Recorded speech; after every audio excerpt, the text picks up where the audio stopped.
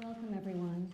Today, we are here to celebrate the one-year anniversary of the White House's Pledge to America's Workers, a call to action for business and industry to create more and better jobs for Americans by providing education and skills for American students and workers. I'd like to thank Vice President Pence. Mr. Vice President, I look forward to traveling with you to Florida tomorrow in support of this great initiative. Thank you for everything that you've done.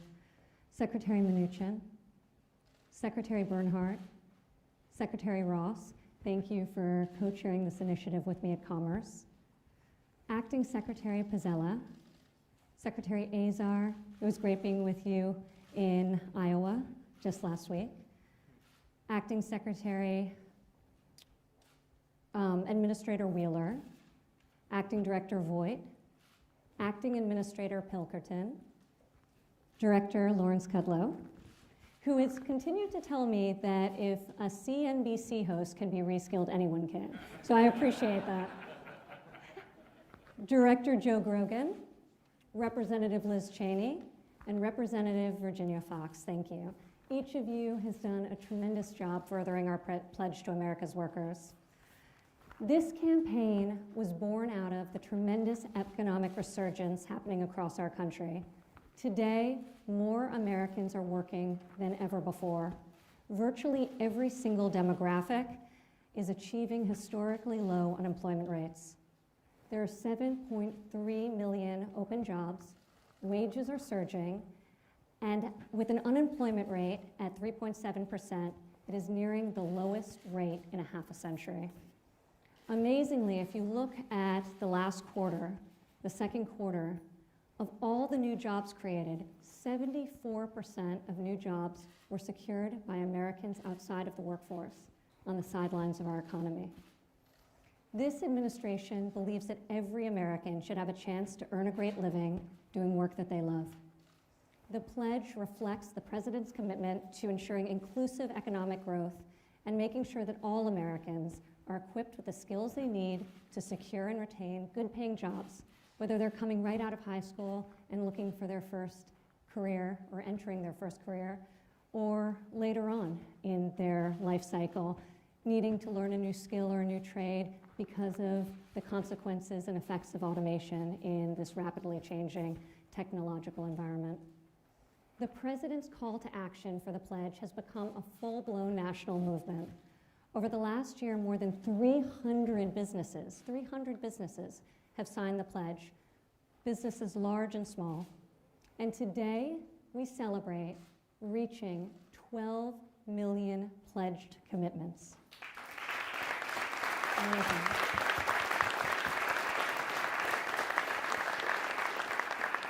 I have personally traveled to over 20 states in support of this initiative and heard unbelievable stories of potential realized and dreams achieved.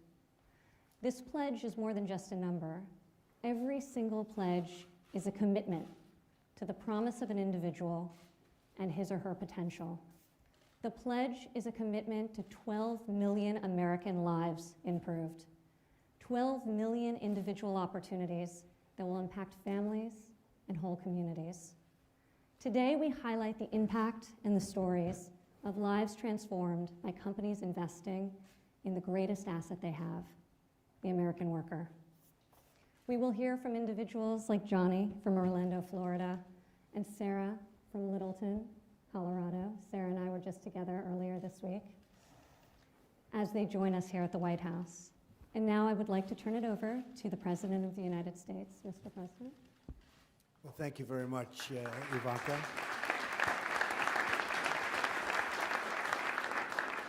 And I think I'm allowed to be proud of my daughter. But the fact is that she's worked so hard at this, and this started just about from the beginning, and she had lots of options to do certain things. All she knew, she wanted to help people. And it really is that she settled down into jobs and training. And she has done an incredible job herself, because I guess it's up to almost 12 million people, maybe even over 12 million people. And who would have thought that was possible? This started out, I shouldn't say this, Ivanka, but she was looking to do 500,000, and she did that in her first week. And you have to understand Ivanka to figure that one out. but now she's over 12 million, and it's an incredible thing. And she does it to make families happy. Companies have stepped up, like Maryland, thank you very much, Lockheed Martin, but companies have stepped up to the plate, and so many companies have done thousands and thousands of jobs, and the training for these jobs. It's not like the old days where you go in and you do something that's much simpler today with new technology and computers and all of the different things you have to know. This is just not something that you can easily step into, and companies can train so much better than governments. Governments get into that, and they really don't have a clue as to what they're doing, and it costs a lot of money. And I just want to congratulate a lot of the people in the room, because you worked with Ivanka and you've done something very special. All of our congresspeople and senators and all of our fantastic people like Ben. Thank you very much, Ben. I know how much you've helped, Ben Carson. So much help has been given to Ivanka, and really, it's a big congratulations. We're talking about a tremendous number. Nothing like this has ever been done before. So congratulations, Ivanka. Congratulations, and keep it up. So when will you hit 24 million? When are you going to be doubling? At this pace, The way she goes, pretty soon. So thank you, honey. And maybe I'd like to have Mike Pence say a few words, please, Vice President. Thank you. Well, thank you, Mr. President, and I want to join you in commending Ivanka for the work that she's done on this, the work that members of our cabinet have done traveling all across the country. It is astonishing to think the one-year anniversary of the Pledge to America's Workers, 300 American companies committing to train people for 12 million good-paying American jobs. That is an astonishing accomplishment, and it's a tribute to all the great companies represented here. And I think, Mr. President, it's not only evidence of Ivanka's dedication, your team's dedication, but it's also your commitment to working Americans. You said 3 years ago that forgotten men and women would be forgotten no more. And the policies that we've advanced have revived the American economy, 6 million new jobs created. The unemployment rate is at a 50-year low. But as Ivanka just said, there are millions of jobs going unfulfilled today. And so your initiative, Mr. President, with the Pledge to America's Workers about making sure that people just like all the great Americans gathered in this room have the background and the training to be able to fill those jobs is a testament to your commitment to hardworking Americans. I know you're hard on this. I know that you're a president who believes that all honest work is honorable. And your commitment to skills education, to vocational education, is a testament to your determination to make the American economy great again for every American. And so I want to thank your daughter, but I want to invite everyone here to say thank you to you one more time for your commitment to America's workers.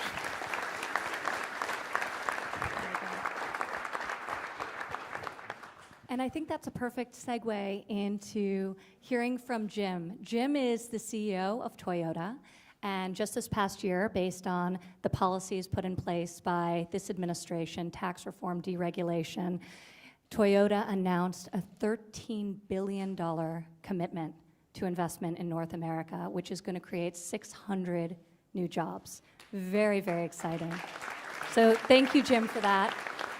In March of this past year, I had the privilege of traveling to Kentucky and seeing the largest car plant in North America, and also explore some of the great training programs. And there, Jim signed the Pledge to America's Workers, 200,000 pledge training opportunities. And with him today, Shamika, who I met in Kentucky. And it would be great to hear from both of you. Maybe Jim, if you want to kick us off. That'd be great. Thank you very much. This may not, there we go. You know, first off, congratulations on this milestone after 1 year. That's tremendous. And thank you very much for visiting our plant in Kentucky. It meant a lot to our team members. And in fact, that plant is now the #1 Toyota plant in the world. So we're very excited about that. And we've made two major commitments to our team members. Number one is the $13 billion.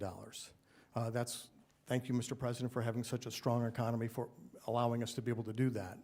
And that's $13 billion is not only for the new plant in Alabama and the new headquarters we built in Texas, but it's really to spend dollars in the areas of R&D and in all of our plants to make sure that our plants are the most competitive Toyota plants in the world.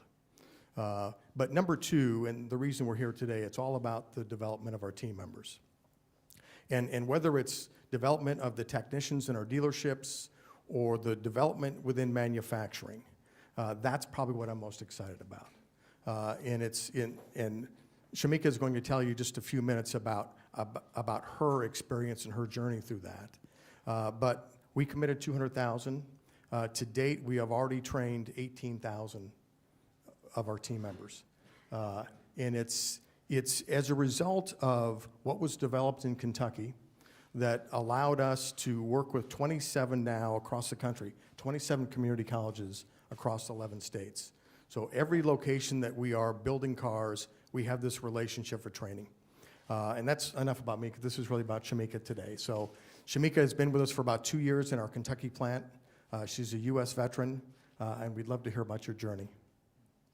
Thank you. It's an honor to be here. My name is Shamika Green. I am a team member at Toyota Motor Manufacturing of Kentucky. I joined Toyota about 2 years ago with no automotive experience. Luckily, I served 4 years in the U.S. Army prior to entering the workforce.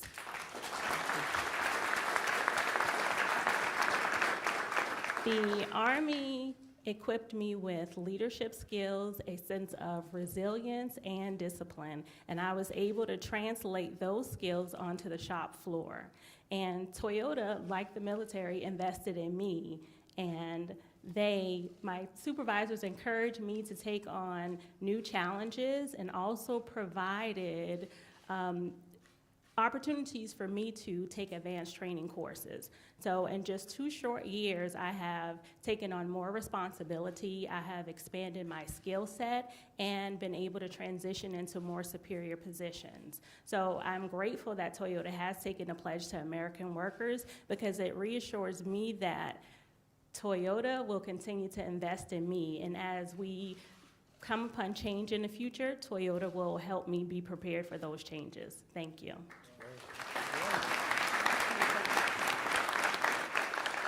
Amazing.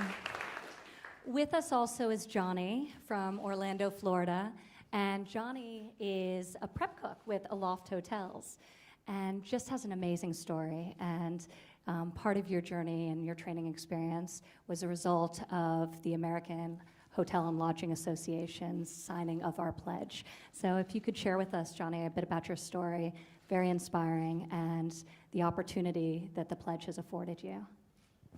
First and foremost, I would like to thank everyone here today for allowing me to be here and also inviting me to speak amongst you guys. The hospitality industry is an industry where dreams come true and support systems are willing to support. As for myself, being the youngest of 4 siblings, I was raised by my grandmother, which led me to want to cook in life and lead on her legacy.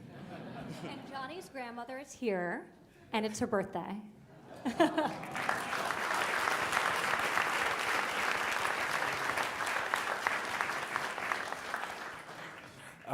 I didn't always make the correct choices as in life as a kid, but knowing that I had a praying grandmother and knowing where I was in life, that I wanted to do better for myself and for my family.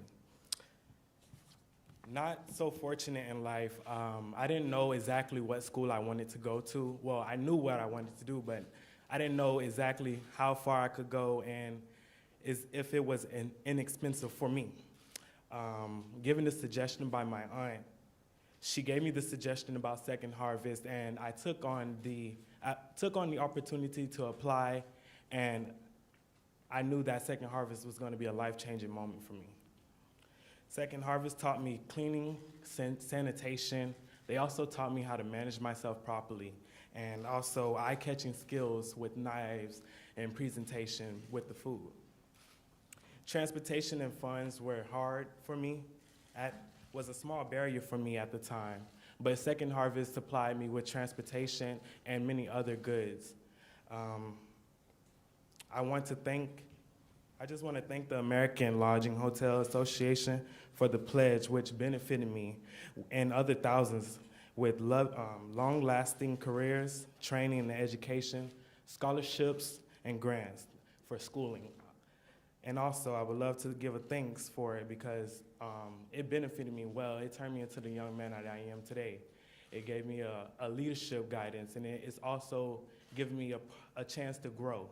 Because not only in the hospitality industry is just cooking, you can also, housekeeping, bartending.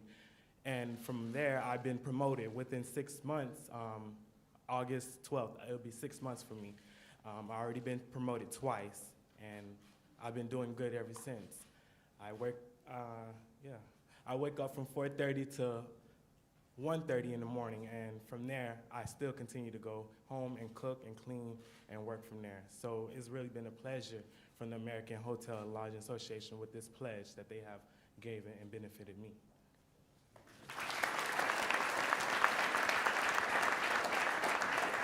That's amazing, Johnny.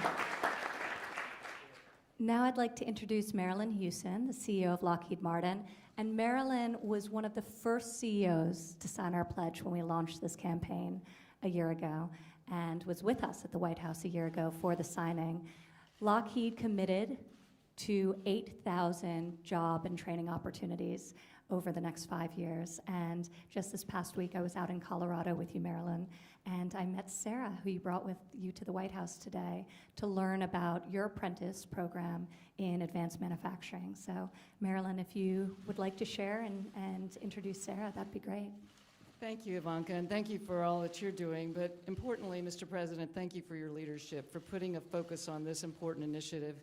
We all know, as Ivanka said, that there is a skills gap. So what you're doing to help bridge that gap by focusing government, private industry, as well as academia on this, with your focus on workforce and the American worker, is what's going to make a difference for this country. And as Ivanka said last year, where we were happy to pledge our 8,000 internships and apprenticeships and worker training initiatives, we also pledged $150 million towards STEM scholarships and toward training for education for our workers, which came through tax reform and other opportunities that your administration has focused on so much. And I'm happy that one of the initiatives that we put underway is our Advanced Manufacturing Technician Apprenticeship Program, which we expanded. And Sarah Latham, who I want to introduce to you today so that she can tell your story, is someone who has positively benefited from that. So I want to turn it over to her to let her tell you a little bit about what she's accomplished. Sarah? Thank you. Thank you, Mr. President, for having me here today. As mentioned, my name is Sarah Latham, and I'm a graduate of AMTAP's pilot program from 2016. There are many benefits to AMTAP, but what I loved most about the program was the course content and the course structuring. Joining Lockheed Martin through AMTAP was different than the traditional hiring process where you apply, interview, and then start on day one. AMTAP's process was a 9-week process where each week you learned a multitude of hands-on skills, and over the course of time you learned about accountability and ownership for your work. By the end of the program, you have not only graduated with newly developed manufacturing skills, you had also cultivated the desire to do well in your career. Since graduating AMTAP, I have worked as a technician building flight hardware for space vehicles currently in orbit, and recently I accepted a new position as a manufacturing planner. Apprenticeship programs like AMTAP allow you to cultivate new skills in a STEM-related career without having a 4-year degree in STEM. So I'm honored to have been a part of this program, and thank you again for having me here today. Thank you, Sarah. And now I'd like to introduce Audra.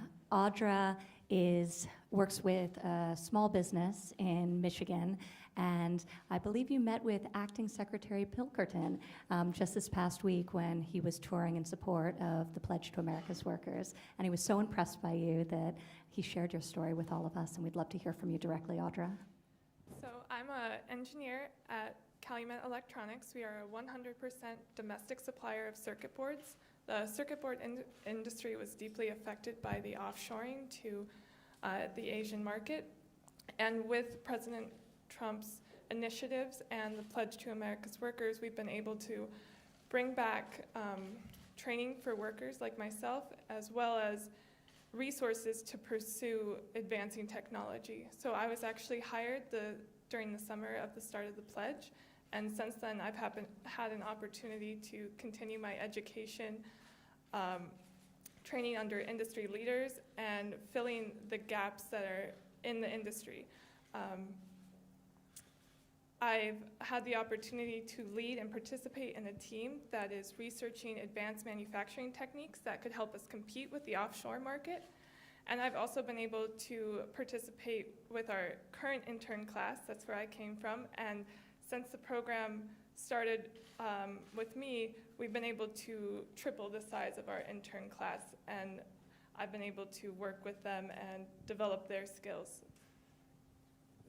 It's amazing, Audra. It's been incredible how businesses large and small have signed on to the pledge and created these tremendous opportunities for their employees. So thank you for representing great small business in Michigan, Calumet. And now I would like to turn it over to Jay Timmons. Jay is the president and CEO of NAM, the National Association for Manufacturers. And today he had a very, very exciting announcement about his commitment to this initiative and to the future of manufacturing here in the United States. Jay, would you like to share with us? I would very much like to share it with you, but first, thank you, Ivanka, for your great leadership on this initiative, and congratulations on the milestone, and Mr. President, thank you.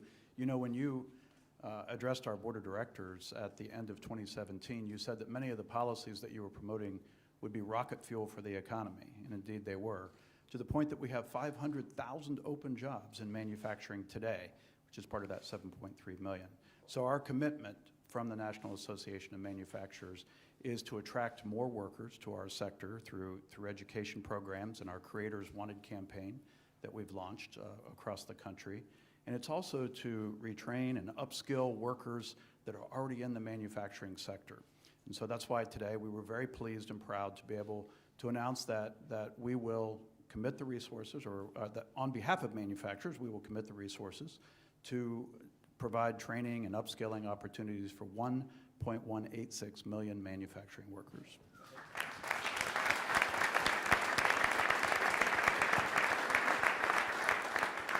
But that's really just a start. We think that's a conservative number. Our members, as you know, our manufacturers every single day are providing training opportunities. And one of those companies is Staub Manufacturing. I know you're very familiar in the Dayton, Ohio area. I brought with us today a person you made the most famous welder in America, and that's Corey Adams. Corey, where are you? Hold your hand up.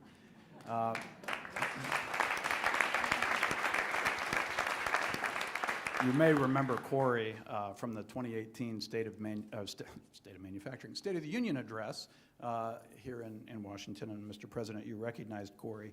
As you know, he supported himself through high school, and he got a job during the recession only to lose it.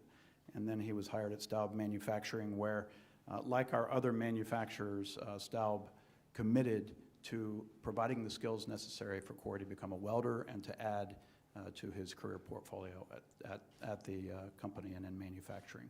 So that's one example of many. We look forward to working with you and our Manufacturing Institute working with you to continue to upskill the workforce in manufacturing. Amazing, Jay. Thank you. And I would like to recognize so many other great companies and workers from across the nation who have joined us here today. Employees from Apple, from Samsung, from Siemens, and so many other great businesses. So if you could all stand, we'd love to give you a round of applause.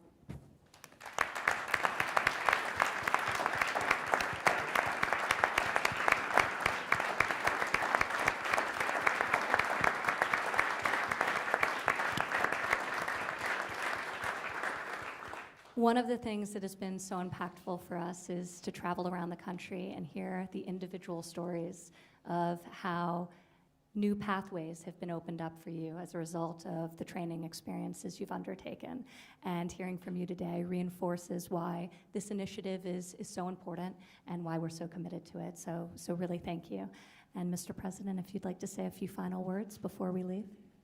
Well, I can just say this is an incredible event to me, because I was with you on day one when it started, and to see how far you've come and how far everybody's come, including my friend the welder back there who's now making a lot of money, and I'm proud of you, and I heard you're doing a great job. And he is probably the most famous welder right now, maybe in the world, come to think of it, but it's going well, isn't it? I just tell you, it's been an incredible experience for me to watch this happen, and for my cabinet to watch it happen with me. They've been doing an incredible job in trying to help out wherever possible. And all of the really spectacular companies. We have the greatest companies anywhere in the world. We make the best jets and fighters and missiles, and we make the best everything. We make the best product in the world. And they're all coming back now. They're coming back to the United States. They want to be in the United States. It's the hot place. I hear it all the time. I hear it from other, frankly, presidents and prime ministers and kings and queens. They all say they want to come back to the United States. And some of them, other countries, are not exactly thrilled. But we are the hottest economy in the world. We're the hottest place in the world. And you're doing a fantastic job. Thank you very much, Ivanka. Thank you.